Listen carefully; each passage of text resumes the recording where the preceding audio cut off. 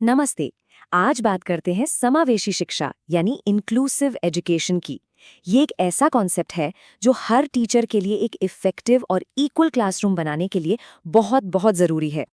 तो चलिए इस पूरे डिस्कशन को एक बहुत ही प्रैक्टिकल सवाल से शुरू करते हैं। सोचिए कि क्लास है, उसमें हर तरह के बच्चे हैं, अलग अलग बैकग्राउंड से, सबकी अपनी अपनी एबिलिटी है, सीखने का तरीका भी अलग है। अब एक टीचर इन सबको एक साथ इफेक्टिवली कैसे पढ़ा सकता है? यही वो चैलेंज है जिसका जवाब आज हम ढूंढने वाले हैं। और जानते हैं इस बड़े सवाल का जवाब क्या है? वो है समावेशी शिक्षा। तो हमारा पहला सेक्शन इसी पर है, एक स्कूल सब बच्चे। चलिए जरा डीप डाइव करते हैं और समझते हैं कि ये आखिर है क्या और इतना जरूरी क्यों है। तो सबसे पहले ये समावेशी शिक्षा आखिर है क्या? देखिए, बहुत सिंपल शब्दों में कहें तो इसका मतलब है सभी बच्चों को, सभी बच्चों को, कोई फर्क नहीं पड़ता कि उनकी एबिलिटी क्या है, बैकग्राउंड क्या है या टैलेंट क्या है, सबको एक ही स्कूल में, एक ही क्लास में और एक ही करिकुलम के साथ पढ़ाना। बेसिकली सबके लिए एक स्कूल वाली फिलॉसफी है ये। अच्छा, अब इसकी कोर प्रिंसिपल्स क्या हैं समझते हैं। पहली बात, हर बच्चा सीख सकता है।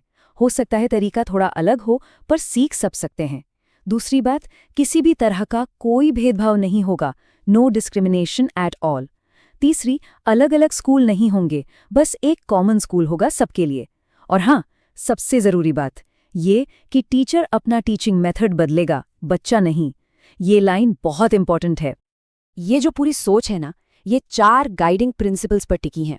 पहला है इक्वालिटी, यानी हर बच्चे को बराबर का मौका मिले। दूसरा है एक्सेप्टेंस, मतलब क्लास में जो डाइवर्सिटी है उसे अपनाना, उसे एक्सेप्ट करना। तीसरा पार्टिसिपेशन, ये पक्का करना कि हर बच्चा एक्टिवली हिस्सा ले रहा है। और चौथा है फ्लेक्सिबिलिटी, यानी ज़रूरत के हिसाब से करिकुलम और टीचिंग मेथड्स में बदलाव लाना। और हाँ, एग्जाम के लिए एक बढ़िया ट्रिक, इन चारों प्रिंसिपल्स को याद रखने के लिए बस एक शब्द याद रखिए, आइडिया। आई से इंक्लूजन, डी से डाइवर्सिटी, ई से इक्वालिटी और ए से एक्सेप्टेंस। सिंपल, अब ये कभी नहीं भूलेंगे, है ना? चलिए अब आगे बढ़ते हैं। अब देखते हैं कि इन प्रिंसिपल्स को प्रैक्टिस में कैसे लाया जाए, खास तौर पर जब हम वंचित शिक्षार्थियों यानी डिप्राइव्ड लर्नर्स की बात कर रहे हों। तो ये वंचित शिक्षार्थी हैं कौन? इनमें वो बच्चे आते हैं जो गरीबी रेखा से नीचे हैं, झुग्गी झोंपड़ियों में रहते हैं या बाल मजदूर हैं। साथ ही ग्रामीण या आदिवासी क्षेत्रों के बच्चे और वो बच्चे जो अपने परिवार में स्कूल जाने वाली पहली पीढ़ी हैं, वो सब इसी कैटेगरी में आते हैं। अब जाहिर है इन बच्चों को कई चैलेंजेस का सामना करना पड़ता है, जैसे भाषा की दिक्कत, सेल्फ कॉन्फिडेंस की कमी, स्कूल बीच में ही छोड़ देने की दर भी इनमें ज्यादा होती है, परिवार से भी उतना सपोर्ट नहीं मिलता और कई बार तो पोषण की भी कमी होती है। ये सब बातें मिलकर उनकी लर्निंग को अफेक्ट करती हैं। तो सवाल ये है कि एक टीचर के तौर पर क्या किया जा सकता है। सबसे पहले तो सरल भाषा का इस्तेमाल करें। दूसरा, एक्टिविटी बेस्ड लर्निंग को अपनाएं। बच्चों को लगातार मोटिवेट करें, एनकरेजमेंट दें, उनके लिए एम्पैथी और अंडरस्टैंडिंग दिखाएं और जहां जरूरत पड़े वहां एक्स्ट्रा सपोर्ट के लिए रिमीडियल टीचिंग भी दें। और इसके लिए भी एक काम की ट्रिक है, एक स्मार्ट टीचर बने। एस से सपोर्ट, एम से मोटिवेशन, ए से अडेप्टेशन यानी सिचुएशन के हिसाब से ढलना, आर से रिमेडियल और टी से ट्रस्ट। ये फ्रेमवर्क आपकी भूमिका को याद रखने में काफ़ी मदद करेगा। अब हम आते हैं अगली कैटेगरी पर, वो बच्चे जिन्हें सीखने में कुछ खास दिक्कतें हैं या कोई विकलांगता है। उनकी यूनिक नीड्स को समझना बहुत ज़रूरी है। यहाँ एक कॉमन कन्फ्यूजन को पहले दूर कर लेते हैं। लर्निंग डिफ़िकल्टीज और डिसेबिलिटीज़ में फ़र्क होता है। लर्निंग डिफ़िकल्टी जैसे कि डिसलेक्सिया या डिसकैल्कुलिया इन्फॉर्मेशन को प्रोसेस करने से जुड़ी होती है, जबकि डिसेबिलिटी जैसे कि देखने या सुनने में परेशानी वो फिजिकल, सेंसरी या कॉग्निटिव फंक्शंस को अफेक्ट करती है। इन बच्चों को क्लास में ध्यान लगाने में काफ़ी मुश्किल हो सकती है। उनकी सीखने की रफ्तार थोड़ी धीमी हो सकती है, मेमोरी रिटेंशन भी वीक हो सकता है और उन्हें दूसरे बच्चों के साथ घुलने मिलने में भी चैलेंजेस आ सकते हैं। ऐसे में टीचर का रोल और भी ज्यादा क्रिटिकल हो जाता है। इंडिविजुअलाइज्ड इंस्ट्रक्शन दे, यानी हर बच्चे की जरूरत के हिसाब से पढ़ाएं।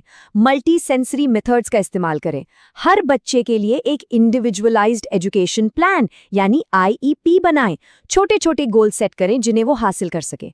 और हाँ, बार बार रेपिटेशन और रिव्यू बहुत जरूरी है। इसे याद रखने का तरीका है VAKT मेथड। ये एक मल्टी सेंसरी अप्रोच है। V से विजुअल यानी देखकर सीखना, A से ऑडिटोरी यानी सुनकर, K से काइनेस्थेटिक यानी कुछ करके सीखना, और T से टैक्टाइल यानी छूकर महसूस करना। ये तरीका इन बच्चों के लिए बहुत बहुत इफेक्टिव होता है। चलिए अब बात करते हैं हमारी आखिरी कैटेगरी की, गिफ्टेड और क्रिएटिव बच्चे। ये समझना भी जरूरी है कि इन हाई पोटेंशियल वाले स्टूडेंट्स को एंगेज कैसे रखा जाए, उन्हें चैलेंज कैसे किया जाए। गिफ्टेड बच्चों की कुछ खास पहचान होती हैं।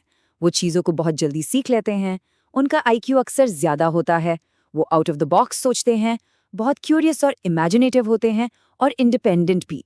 लेकिन इनके साथ एक चैलेंज भी है, ये बहुत जल्दी बोर हो जाते हैं। तो उन्हें बोर होने से कैसे बचाएं? उनके लिए स्पेशल एनरिचमेंट प्रोग्राम्स चलाएं। कुछ मामलों में एक्सेलरेशन यानी ग्रेड स्किपिंग के बारे में भी सोचा जा सकता है।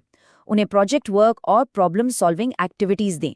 और हाँ, हमेशा ओपन एंडेड सवाल पूछें जो उन्हें सोचने पर मजबूर करें। और ये रही हमारी आज की आखिरी एग्जाम ट्रिक। गिफ्टेड बच्चों के लिए स्ट्रैटेजीज याद रखने के लिए शब्द है फास्ट, F से फ्लेक्सिबल करिकुलम, A से एडवांस्ड कंटेंट, S से सेल्फ लर्निंग और T से टैलेंट नर्चरिंग यानी उनके प्रतिभा को निखारना। ओके, तो हमने काफी कुछ समझ लिया है। अब टाइम है एक क्विक और इफेक्टिव समरी का, खास तौर पर एग्जाम की तैयारी के लिए। ये कुछ सवाल हैं जो एग्जाम्स में बार बार आते हैं। समावेशी शिक्षा का मेन ऑब्जेक्टिव क्या है? डिसलेक्सिया क्या होता है? IEP का फुल फॉर्म क्या है? गिफ्टेड बच्चों की कोई 2 विशेषताएं बताइए। और वंचित वर्ग के बच्चों को क्या-क्या समस्याएं होती हैं? और ये स्लाइड एक तरह से सब कुछ समराइज कर देती है। सभी लर्नर्स के लिए कोर कॉन्सेप्ट है, सबके लिए एक स्कूल, डिप्राइव्ड लर्नर्स के लिए एम्पैथी और रेमीडियल टीचिंग, डिसेबल्ड लर्नर्स के लिए IEP और मल्टी सेंसरी तरीके, और गिफ्टेड लर्नर्स के लिए चैलेंज और एनरिचमेंट। और आखिर में इस एक पावरफुल थॉट के साथ खत्म करते हैं जो समावेशी शिक्षा की पूरी फिलॉसफी को अपने अंदर समेट लेता है। शिक्षक शिक्षण विधि बदलता है, बच्चा नहीं। ये याद रखना कि अडैप्ट करने की, बदलाव लाने की जिम्मेदारी हमारी है। यही एक सक्सेसफुल इंक्लूसिव क्लासरूम की नींव है।